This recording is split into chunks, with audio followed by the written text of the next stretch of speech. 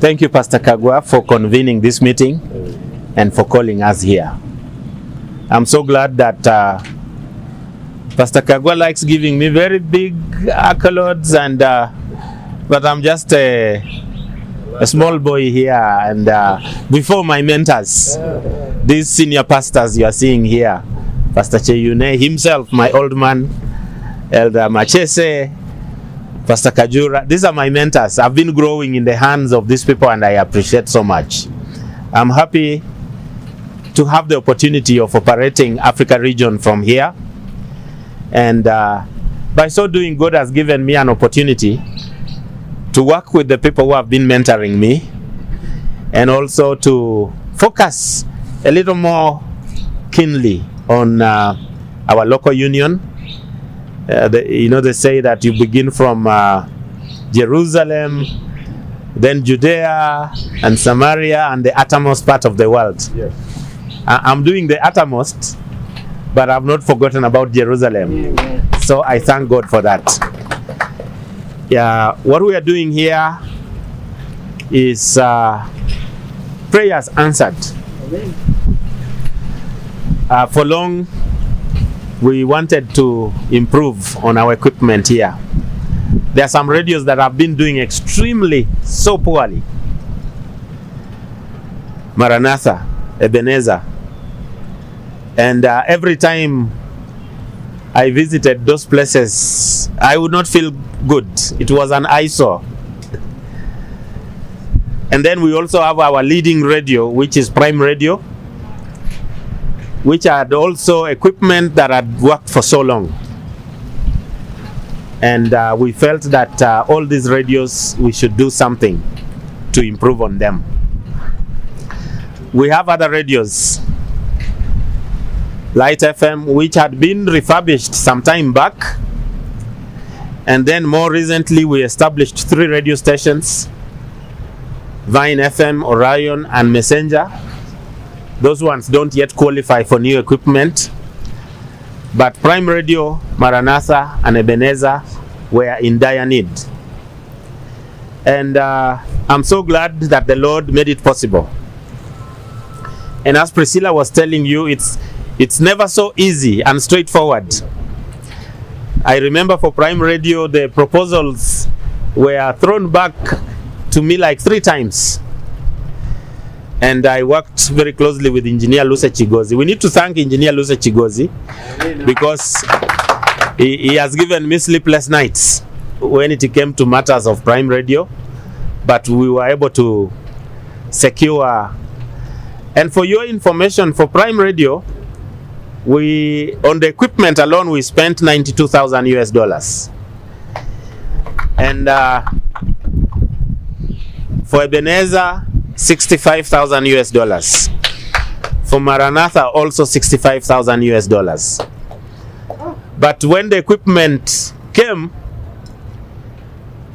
there was need for clearance. The first time, some monies were contributed for clearing the first set of equipment. But a bigger set came later on, and it was a challenge. But I'm so glad when I spoke with our Vice President, again, he was able to give, with request from Pastor Kagwa, we got $42,000, which we were able to use for clearing the equipment. So AWR did a 360. We went all the way to ensure that this equipment has reached here. And it is so good that finally you are here to receive them. But why are we doing this? Let's not be lost on equipment.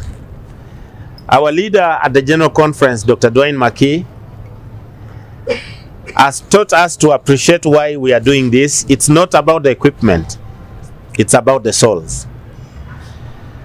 Last year, I was invited to be part of signing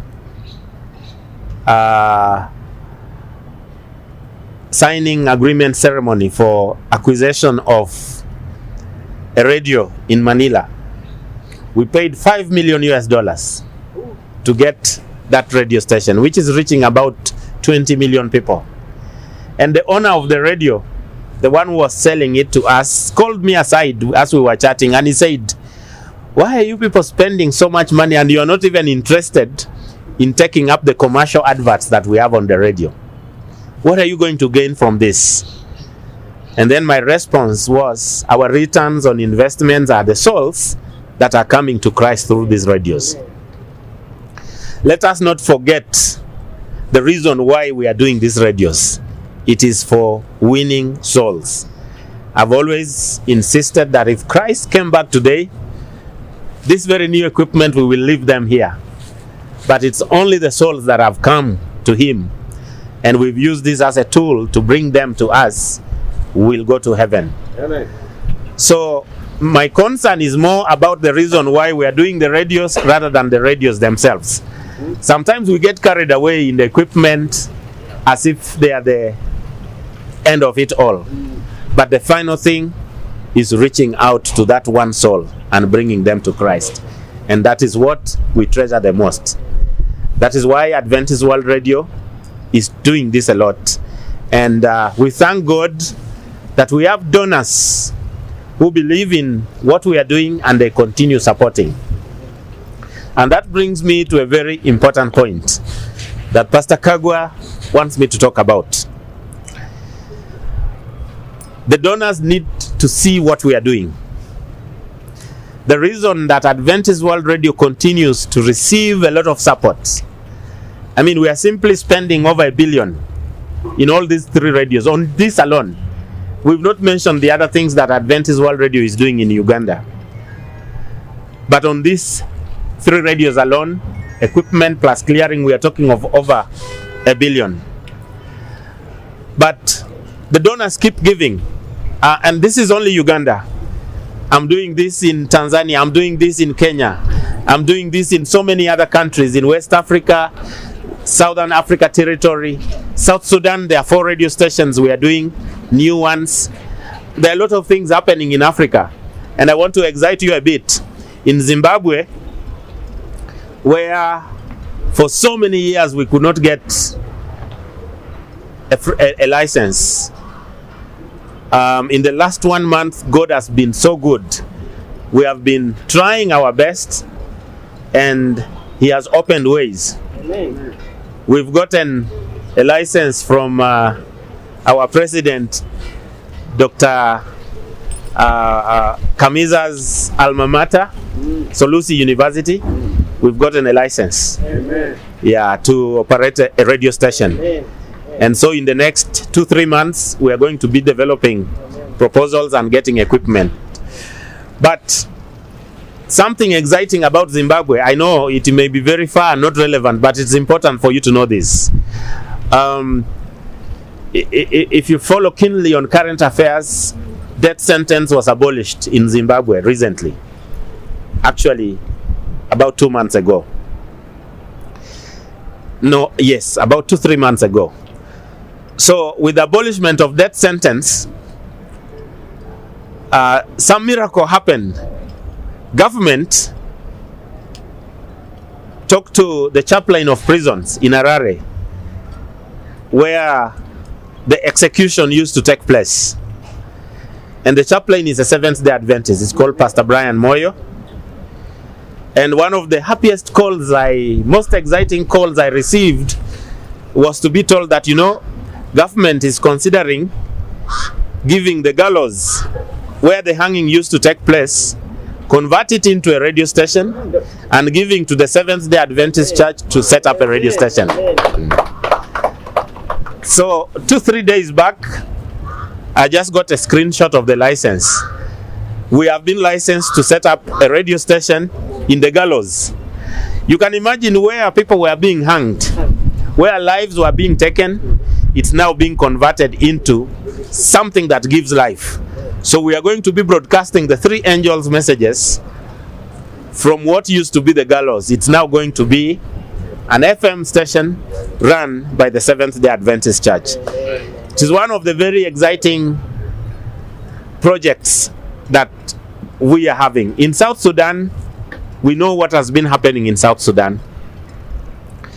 We've gotten 4 licenses for new radio stations. So God is doing miracles.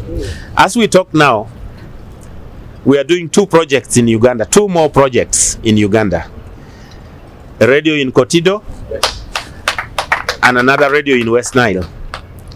We hope to do another one in Bundibugyo before the end of this year. And there is more. I know the Lord is opening ways for us to do. Amen.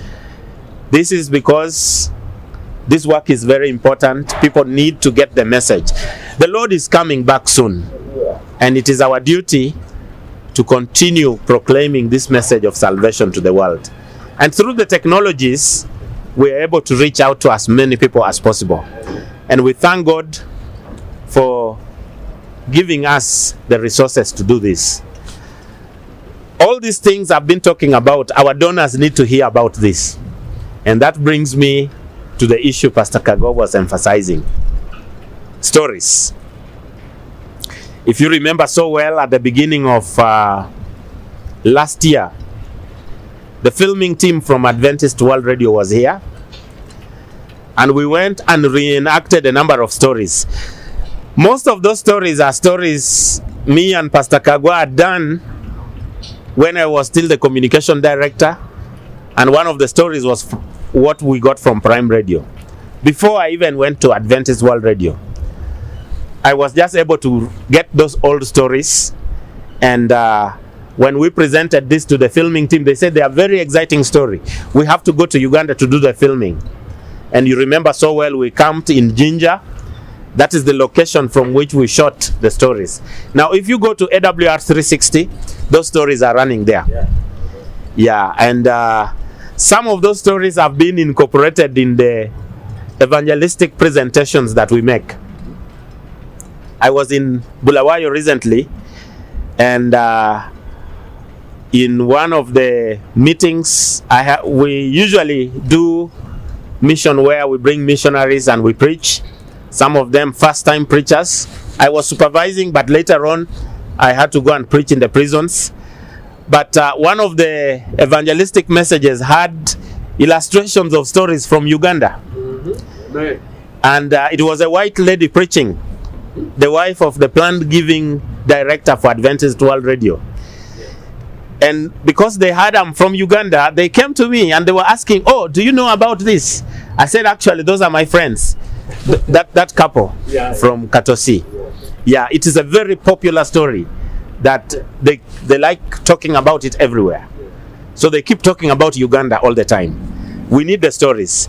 This was a story from Prime Radio, and I would like to appreciate Prime Radio so much. We have the managing director and Elder Chigozi and Pastor Cheyune, who are the ones in charge of Prime Radio.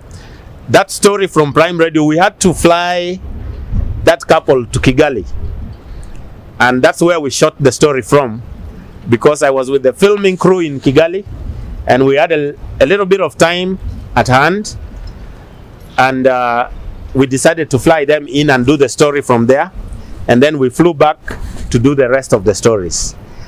But that story has been very powerful, and because of that story, donors are very excited and they are giving more. So donors give so much, but what do they ask in return? Stories. Just stories. Elder Sentongo, over $100,000 for you, but we only want stories. Is that too hard, too much to ask? Not at all. Not at all. We just want stories. So we want to be getting stories of conversion.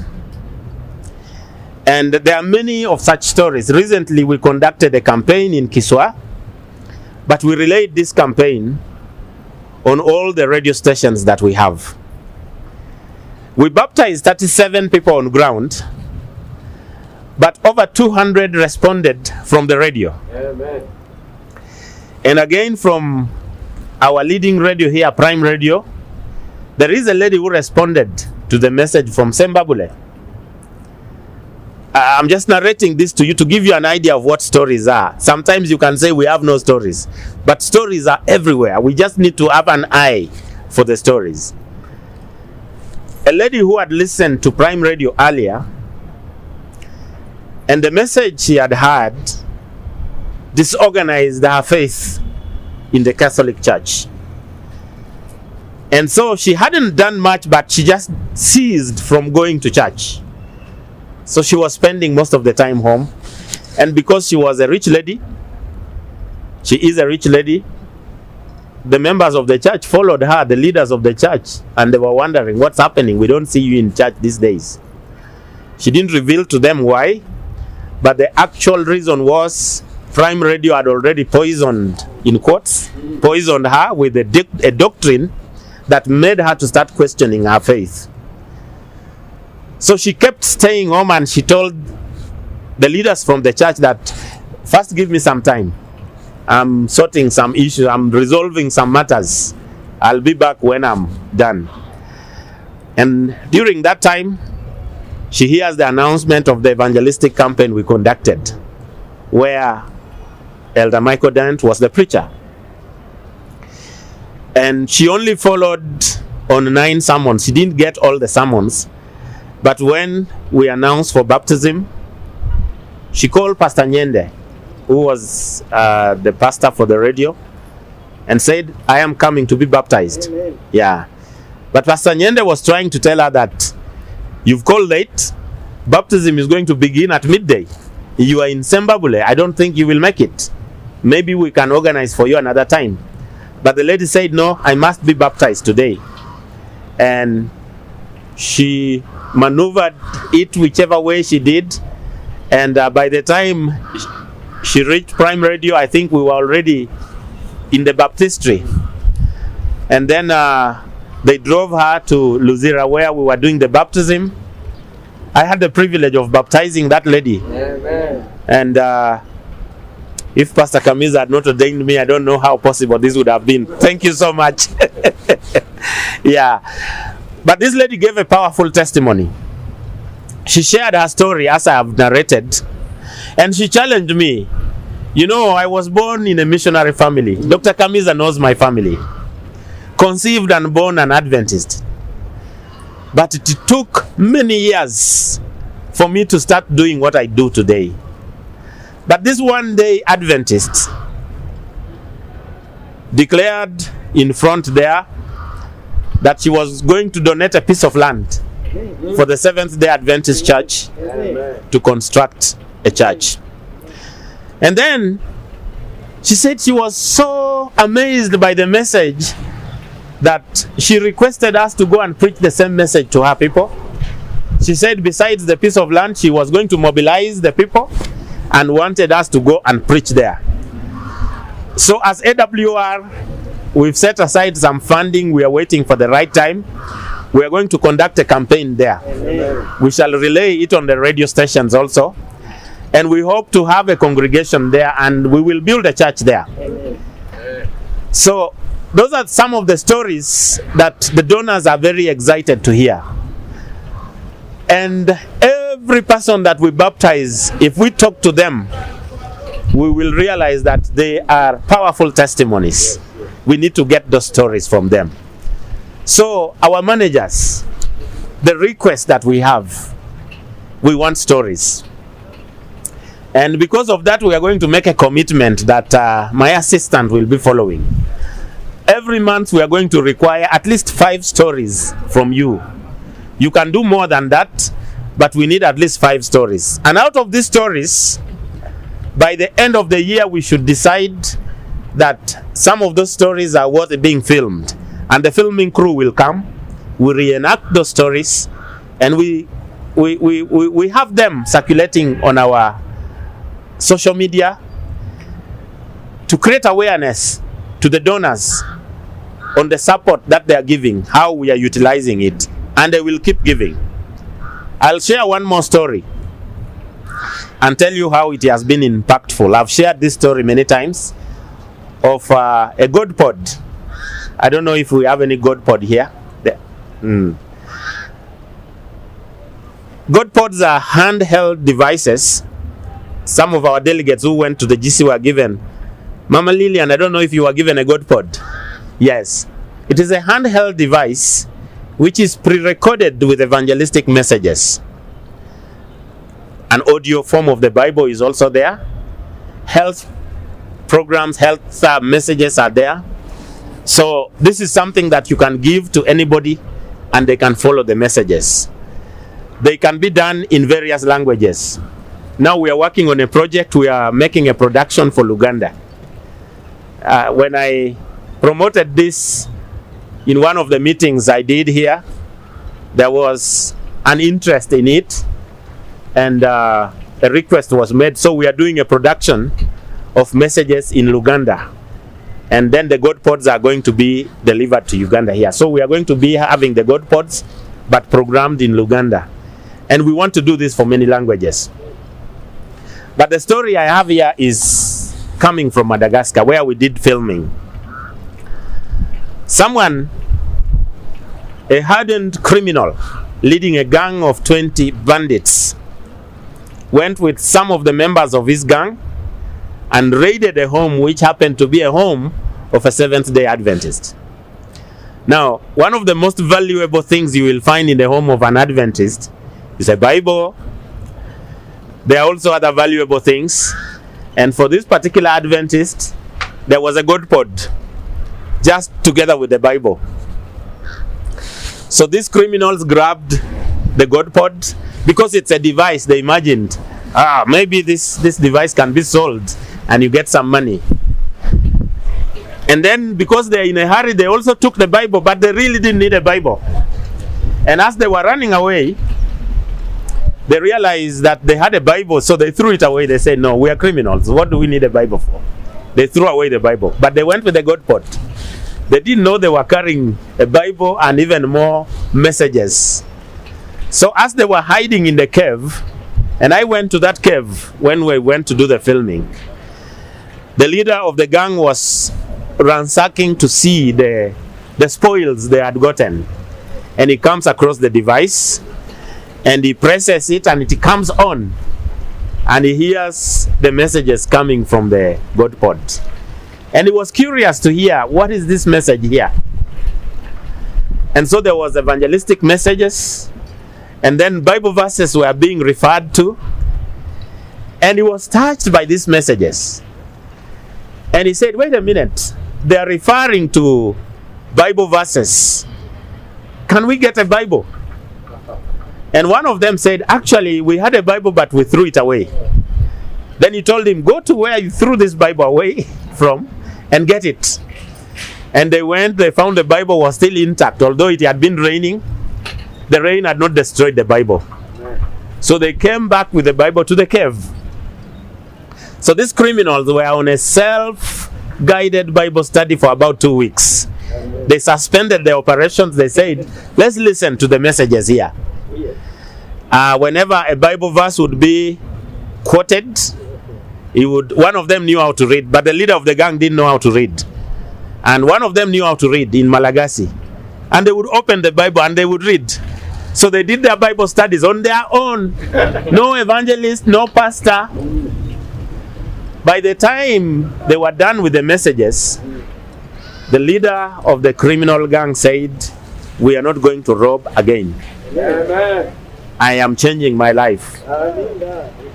The messages that we've gotten here, my life is changing. I'm accepting Jesus Christ. And the question was, where do we get the people who are behind this? The God pod has the label Adventist World Radio. They said, okay, Adventists, these are Seventh-day Adventists. And one of them said, oh, I know where their church is. So they looked for a Seventh-day Adventist church. And the leader of the criminal gang, together with his 20 gang members, were baptized. Amen. And they started their own church with that small group. But the church has grown now to about 100 people. Amen. And I'm working on getting funding to build a church for them. But they have their bamboo rafts, and they are already worshiping there. And that former leader of the criminal gang is the first elder in that church today. Yeah. The security had tried so many times to arrest him without success. And he gave himself in when he had gotten baptized. He went and reported to police that you tried for many times to comprehend me, you couldn't get me, but I've come to report. I've given my life to Christ. I've stopped what I was doing. But I'm here to answer for the wrong things I did.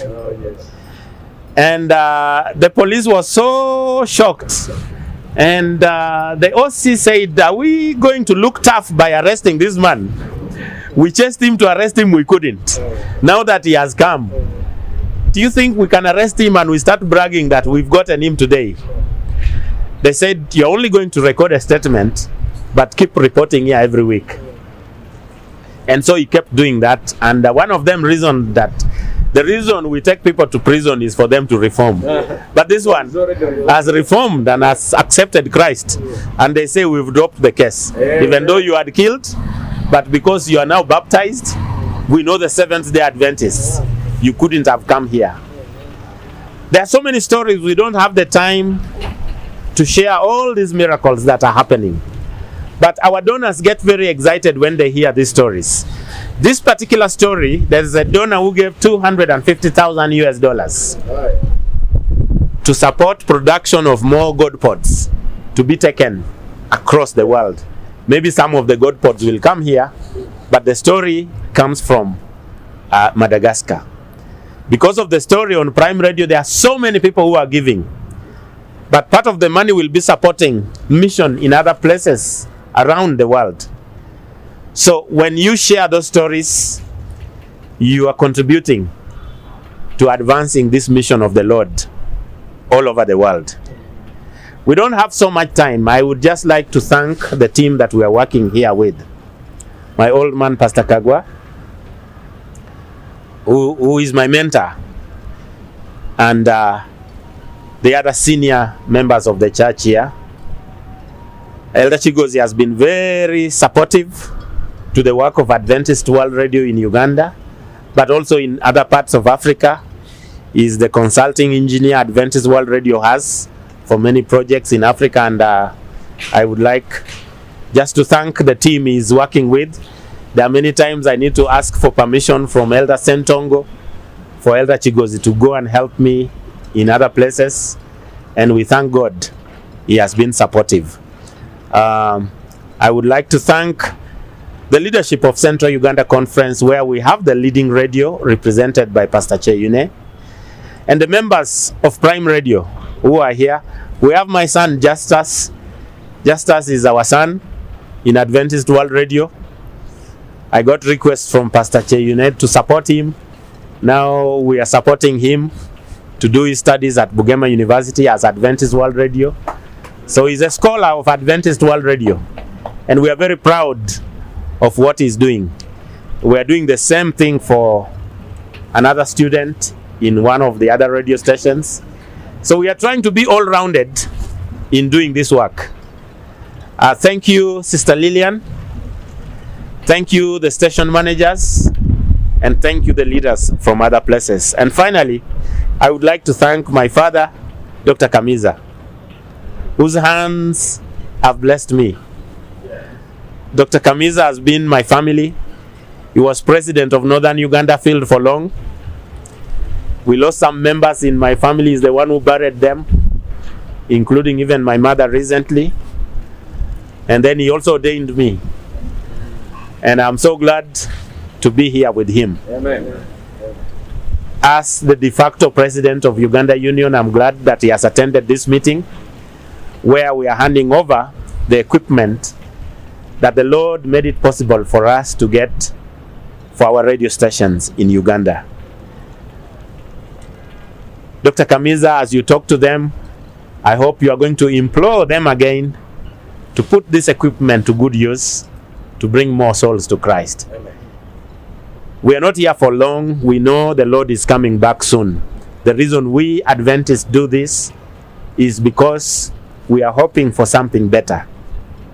And it will be such a great joy the day all of us plus the people we have brought to Christ will go to begin a new life in an eternal kingdom. Thank you very much, and may God bless you.